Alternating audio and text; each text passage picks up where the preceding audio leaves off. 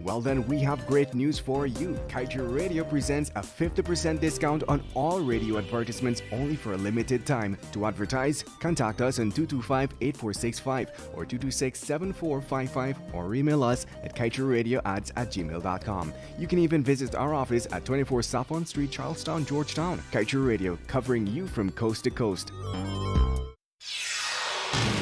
This is the news on top of the hour. Live from our studio in Georgetown. Kaieteur Radio, 99.1 FM.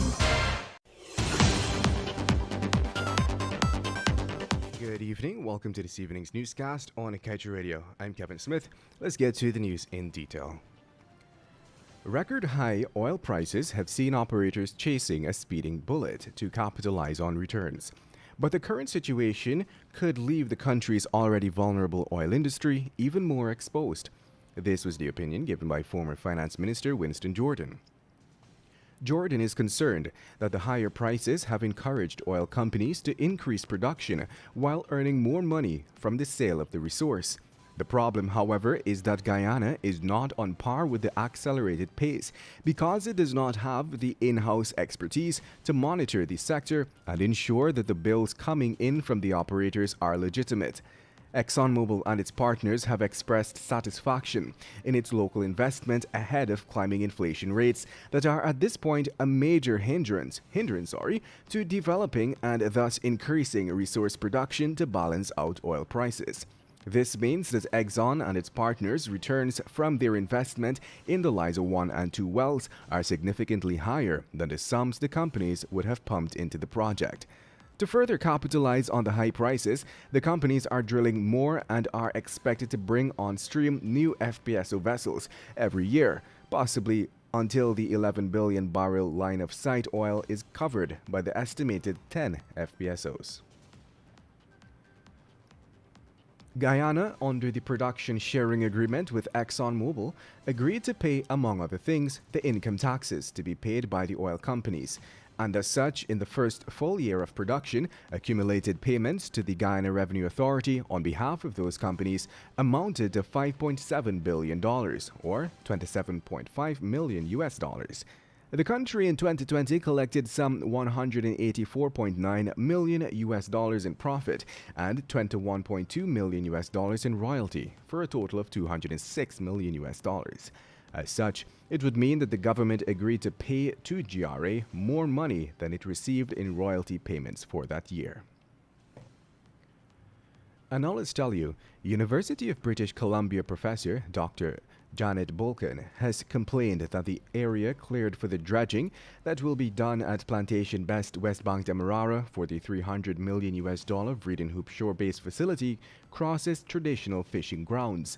As such, Dr. Bolkin called on the Environmental Protection Agency to give an explanation as to why there is no environmental impact assessment for the dredging that will be done at Plantation Best for the facility.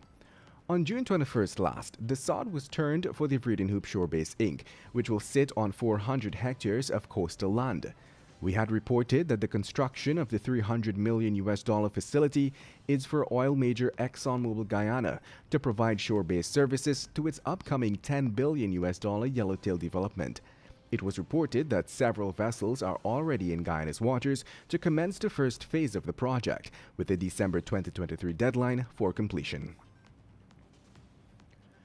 And moving on, the recent promotion of officers of the Guyana Police Force is being called into question for a lack of proper due diligence, which has led to a number of persons who are under discipline being elevated.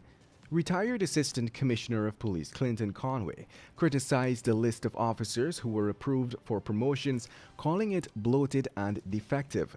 The former officer, who was also an immediate past member of the Police Service Commission, the body responsible for sanctioning promotions within the GPF, noted the speed at which the list of some 250 members of the Guyana Police Force was approved. Conway said the alacrity with which the promotions were handled is a testament that no proper vetting of the names on the list was done by the current PSC. Conway noted specifically that the recommended list was produced on Friday last, and by Saturday, the list was approved. And now let's tell you, the 26-year-old man who reportedly confessed to brutally stabbing to death Monrepo resident 86-year-old Agnes Dillon last week Wednesday was on Thursday remanded to prison. Nimon Prasad, a laborer and construction worker called Boyi, was on Thursday charged with Dillon's murder at the Georgetown Magistrates Courts. The charge was read to Prasad by Magistrate Rochelle Liverpool. He was not required to plead to the indictable charge, which alleged that he had stabbed Dillon to death sometime between Tuesday and Wednesday last at her rented Monrepo home. The court heard that he had confessed to investigators that he killed Dillon under the influence of alcohol because she had owed him money for a weeding job. And to wrap things up this evening, the government of Guyana this year presented its biggest budget ever, set initially at $553 billion but will increase, as already signaled by President Ali when he referenced a resort to supplementary spending by the state. The 2022 estimates is the first year in which the country's budget is being financed in part by monies accrued from the country's oil earnings.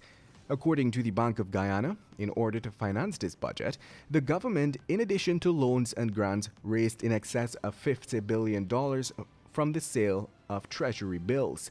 The state of affairs is documented in the central bank's first quarterly report for the year, which noted that while the country's total debt stock owed externally and domestically increased to more than $3 billion.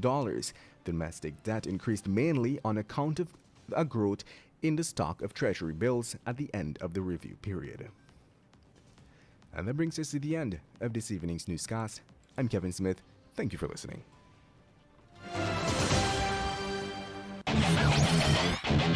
Want value for your advertising dollar? Then place your ads on Kaieteur Radio's newscasts.